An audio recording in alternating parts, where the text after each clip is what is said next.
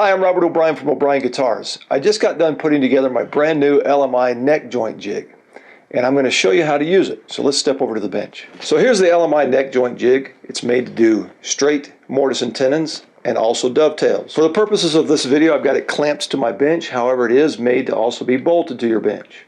I'm going to start by cutting the mortise, in other words, the cavity on the body. So here's the guitar that's going to be the guinea pig for this.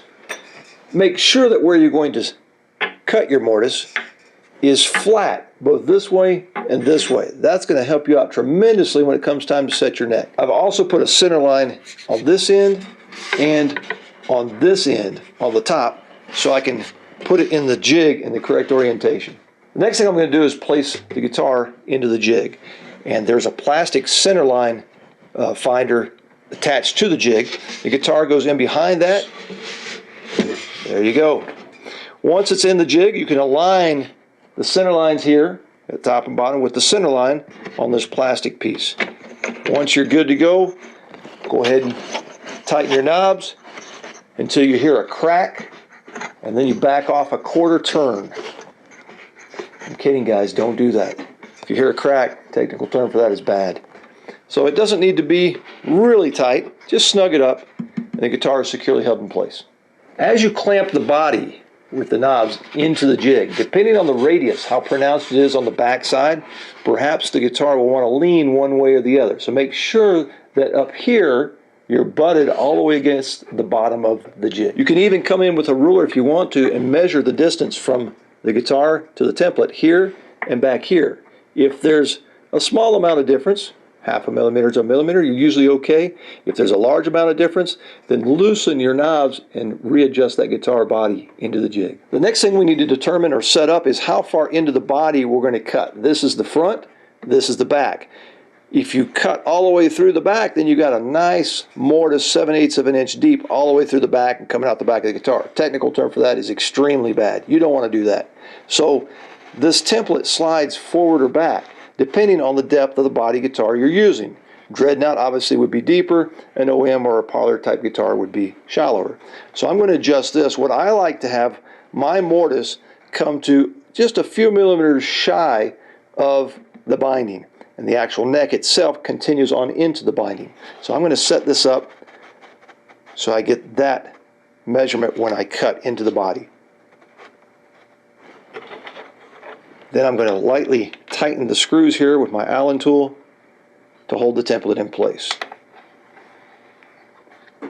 So the tool I'm going to use to cut the mortise is a plunge router, Porter cable, doesn't matter the brand. This just happens to be a Porter cable. It's been with me for years. It's got a plunge base on it. I'm using a 1/2 inch straight cut bit, and I'm using a guide bushing with a 17/32 inside diameter, 5/8 inch outside diameter. All of these accessories are available from LMI. Now I need to set the depth of cut. The depth of cut for my mortise and my tenon on my guitars is 7/8 of an inch. So I'm just going to bottom out the router onto the top of the guitar. Over here on my depth adjustment gauge, I've got this super high-tech block that I've made for myself. It's exactly 7/8 of an inch. Lock that in. When I plunge this down to that, I know that I've got 7/8 of an inch deep on the mortise. So at this point, a moment of silence, or perhaps a few words of inspiration are in order. I'm then going to come off the front and go down just a skosh and make a pass.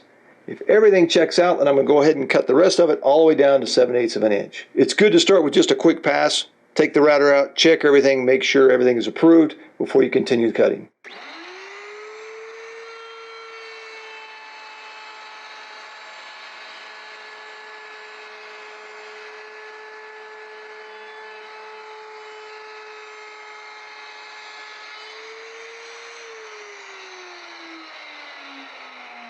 Rule number 1 when using this jig: when you turn your router off, let that bit stop spinning completely before you remove the router from the jig.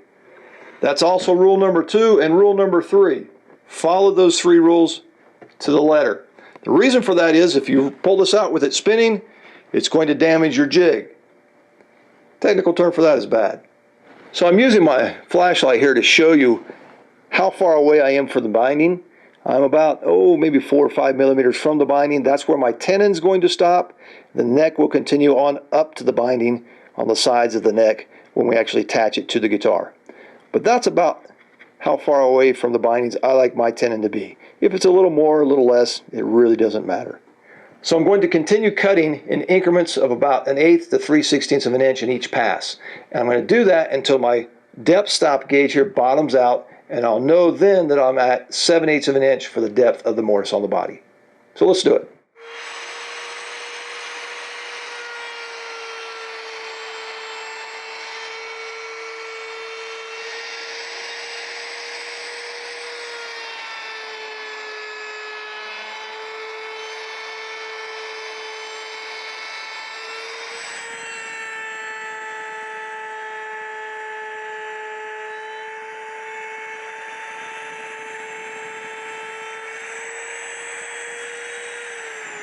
So I've cut the mortise to the depth of 7/8 of an inch. Notice also the textbook example of rules number 1, 2, and 3. Never remove the router with the bit spinning and exposed. So after making the cut, I'm now going to release the knobs and remove the guitar from the jig. And we have a mortise in our guitar exactly 7/8 of an inch deep. And by now you're pretty committed, folks. So now let's do the tenon on the neck. So to cut the tenon on the neck, I'm going to need to remove this little plastic piece, and it's made to be removable. Just come in with a screwdriver, remove these screws, and then that piece just pops right out. And I have to do that in order to be able to turn this thing around on my bench. If you wanted to, you could modify this little plastic piece and just cut it off a little shorter. That way you could just turn this thing around on your bench without having this bottom out on the bench and lift up the jig. So this side of the jig is for cutting the mortise. Now I'm going to turn it around, and this side of the jig is for cutting the tenon. And for the purposes of this video, I'm using the straight side bolt-on mortise and tenon. If you're doing the dovetail and you got the dovetail templates up top here, the principle is the same. So here's the candidate for the neck. I'm going to cut the tenon on the end of it. It's going to be a bolt-on mortise and tenon, so I've already done some work. I've drilled my holes for my barrel nuts. Going to go on the side here. I've pre-shaped this a little bit so it fits in the jig. I've pre-tapered this. I've also cut my truss rod slot.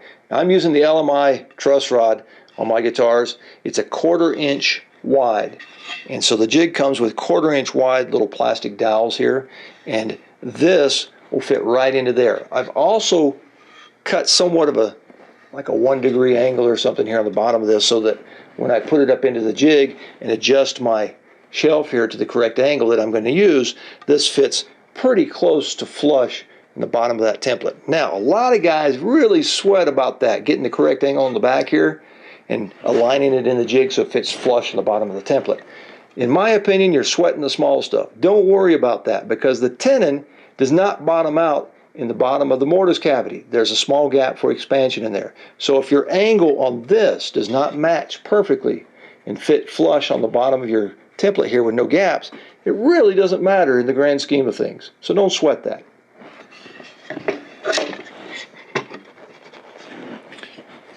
And the neck is held in place with these little pieces here, and then you just turn the knobs here to hold it in place. Doesn't take a lot, just a little bit of pressure is all it takes, and probably one is enough, but LMI sends you 2.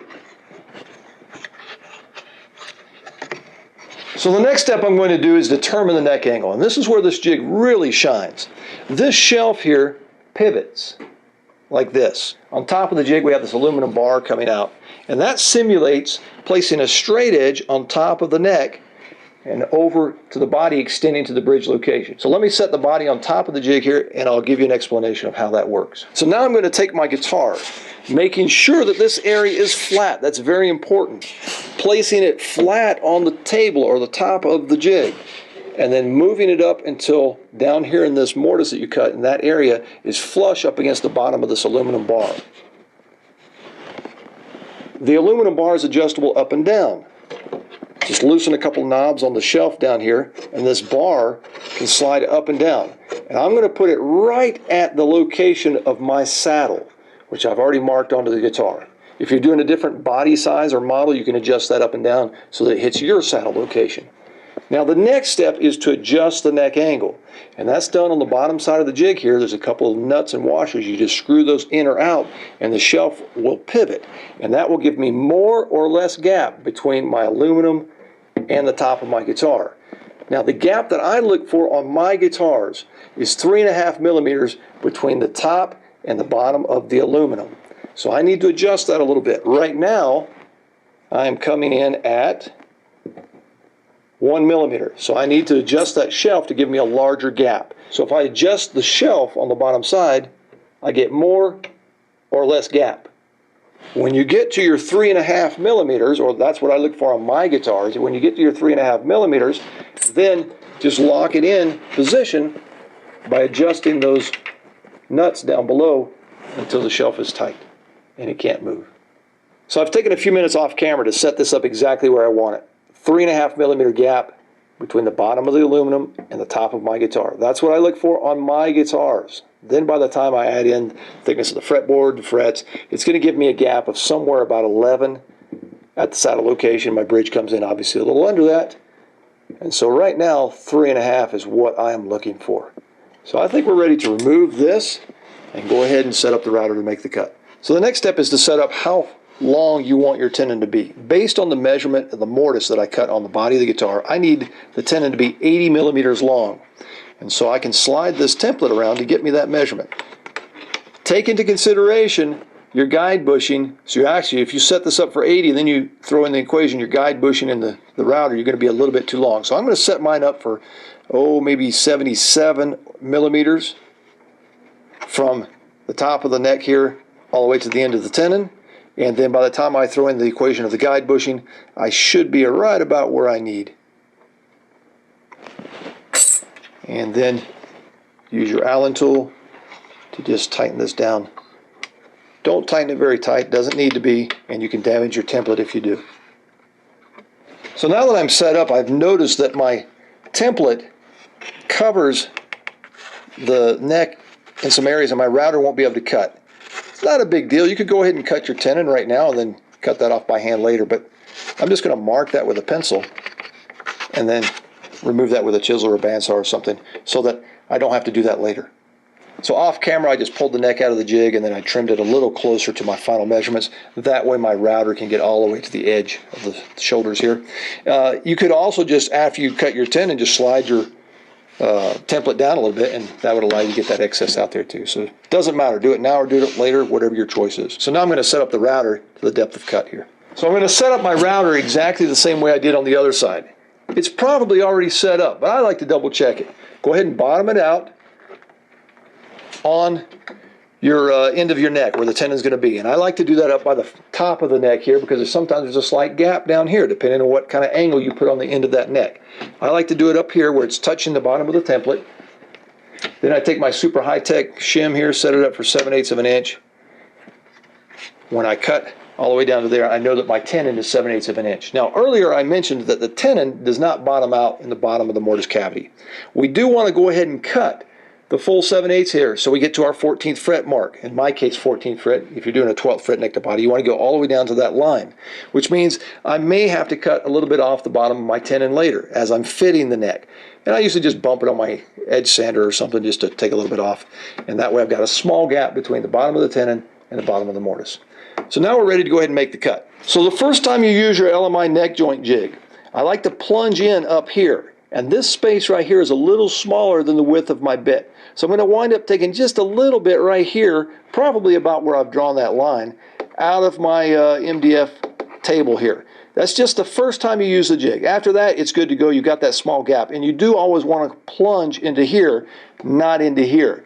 It's a lot of wear and tear and it heats up that bit very quickly. So if you want your bit to last longer, go ahead and plunge in here and then make your cut around.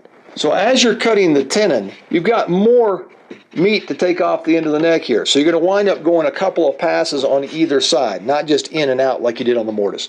But just go ahead and clean it all up, make sure you get it all before you plunge down and make another pass around. There's something very important I want to mention. I set my depth gauge up for 7/8 of an inch. I'm actually going to stop about 1/8 of an inch shy of that. I'm not going to cut the full 7/8 of an inch. Why am I going to do that? because then I can test it on the guitar, put a straight edge on it, and check the gap back at the saddle location. If it's slightly off, perhaps you miscalculated. If it is, you've got 1/8 of an inch. You can come in and adjust your shelf a little bit more to take that off at the correct angle.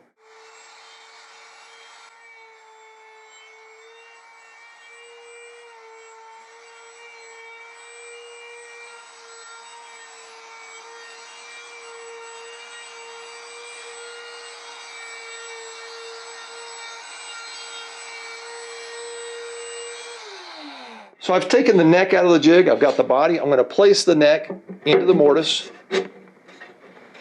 The next thing I'm going to do is put a straight edge across here and measure my gap back here and make sure that it is indeed 3.5 millimeters at my saddle location. If it is, put the neck back in the jig, finish the cut down to 7/8 of an inch. Alright, so here's my guitar on the edge of my bench.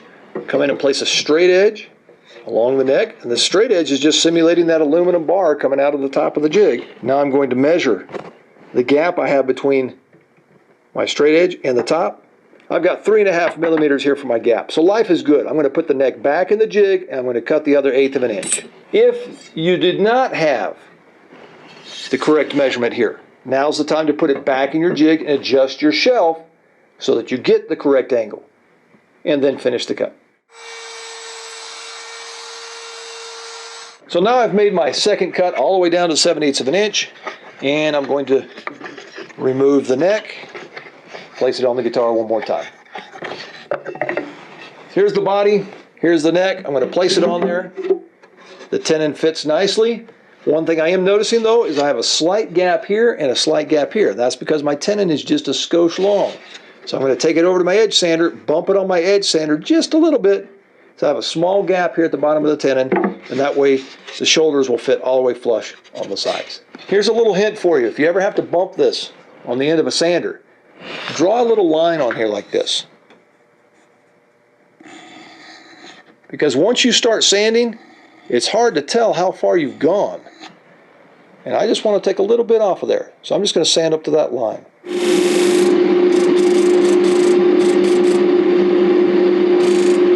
Alright, so now the tenon fits into the mortise. I have no gap here, and I have a very slight gap here. Next, I'm going to place the straight edge along the neck one more time, check my gap back here to make sure I'm okay. I'm also going to check my center line left and right on the neck with the center line of the guitar. So once again, here's my straight edge, and I'm checking the gap back here at the saddle location, and life's good. I've got exactly 3.5 millimeter gap. Now I'm going to check the center line of the guitar with the neck. So now I'm placing a long straight edge, and I'm aligning it with the center line of my guitar down here and the center line of my guitar here at the waist, and then checking it with my truss rod slot up there. And I want to make sure that all of those align. If they don't, let's say your neck needs to go right a little bit or your neck needs to go left a little bit to be on your center line, let me show you a quick trick to do that. So if you need to swing that neck left or right, here's how you do it. Take a piece of sandpaper. This is just an old piece of one of my sanding belts. It's about 80 grit. Lift the neck up, slide it under there, and pull it through. So if your sides were not flat to begin with, first of all, shame on you. That should never happen. They should be flat before you even try and set the neck. If they're not, you're going to find you have little small gaps in here. The flossing technique, running that sandpaper through there, will not only swing your neck left or right, but will also take care of any of those minor imperfections and make that neck fit perfectly and match the contour of the sides. So once you've done that, it's now time to go ahead and bolt the neck on the guitar.